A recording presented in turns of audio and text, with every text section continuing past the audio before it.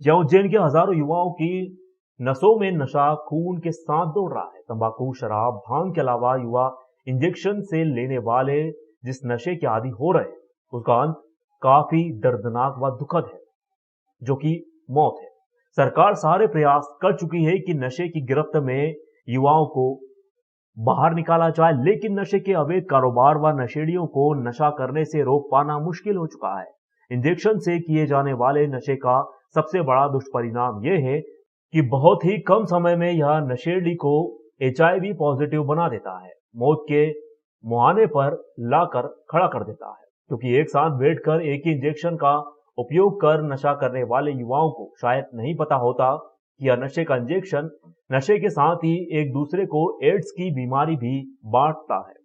उज्जैन में 3 साल पहले जनवरी 2020 में शुरू हुए OST सेंटर पर नशे का सब्स्टिट्यूशन गोली देकर नशे की लत छुड़ाने, बढ़ते हुए एड्स की रोकथाम करने का प्रयास किया जा रहा है। हालांकि जिले में अब तक 3600 लोग HIV पॉजिटिव बताए गए। मक्सी रोड पर जागृति नशा मुक्ति केंद्र के सरकारी भवन में OST यानी कि ओपियाइड सब्स्टिट्यूशन थेरेपी सेंटर पर इंजेक्शन से नशा करने वाले नशेड़ियों को नशे का सब्स्टिट्यूट यानी कि गोली दी जाती है। इस गोली का नशा 36 घंटे तक रहता है, जबकि इंजेक्शन का नशा 2 से 5 घंटे तक ही रहता है। इंजेक्शन का नशा करने से एड्स फैलने का खतरा भी होता है। OST सेंटर पर पदस्थ काउंसलर रिंकी परमार के अनुसार एविल इंजेक्शन के साथ किए जाने वाला MM नशा HIV पॉजिटिव होने का बड़ा कारण है। एड्स की रोकथाम के लिए ही OST प्रोग्राम चलाया जा रहा है। परमार ने बताया कि 173 लोग केंद्र पर रजिस्टर्ड हैं, इनमें कुछ जेल में भी हैं।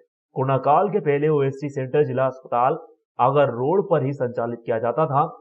उस दौरान तकरीबन 100% रजिस्टर्ड पीड़ित केंद्र पर आकर उपचार लेते थे, लेकिन केंद्र मक्सी रोड पहुंचने के बाद अभी केवल 30 पीड़ित ही नियमित आ रहे हैं।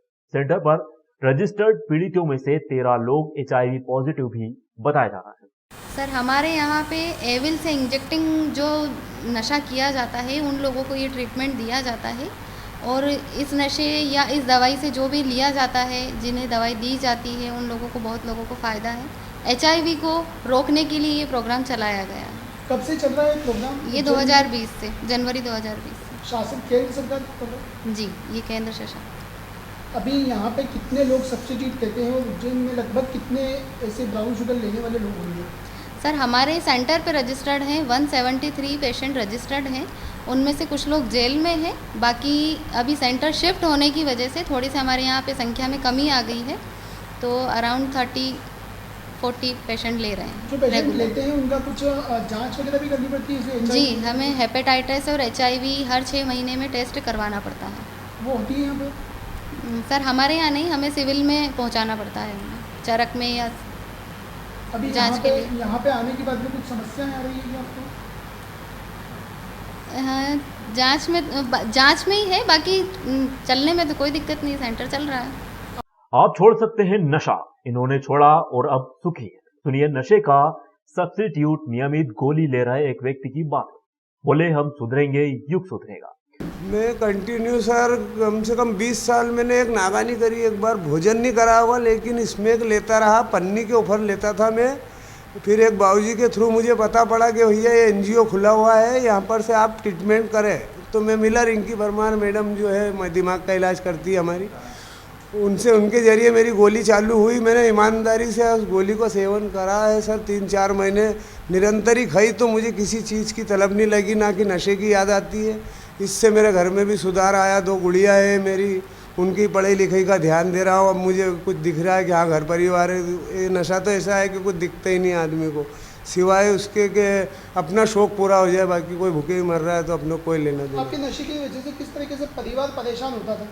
हर तरह की परेशानी, पैसा नहीं है, घर में राशन नहीं है, तो औरत बच्चे किसके करने जाएंगे, किसका मुंह देखेंगे, बस लड़ाई झगड़ा ही होना है, क्योंकि अपनी जिम्मेदार है उसके, तो वो भी सही है उनकी जगह, जो अपनों को परेशान, अपनी वजह से परेशानी आ रही है। अब नशा छोड़ने के बाद कैसा महसूस करते हैं? मुझे तो सर ऐसा लगा कि मैं सुधरा, युग सुधरेगा ऐसा, और लोगों को भी समझाना चाहूँगा कि भैया हमने करके देख लिया, बर्बादी हुआ, सिवाय आज मैं झाड़ू लगा रहा हूँ। कल 25-30 लेबर मेरे हाथ नीचे काम करती थी, खुद का बिजनेस था, भट्टा चलाता था ईंट का, मैं प्रजापत हूँ समाज से, इसलिए मैं तो यही चाहूँगा कि ज़्यादा से ज़्यादा इस गोली का लोगों तक इस गोली का ट्रीटमेंट पहुँचाया जाए, ताकि उन्हें भी मुक्ति मिले इस नशे के कारण।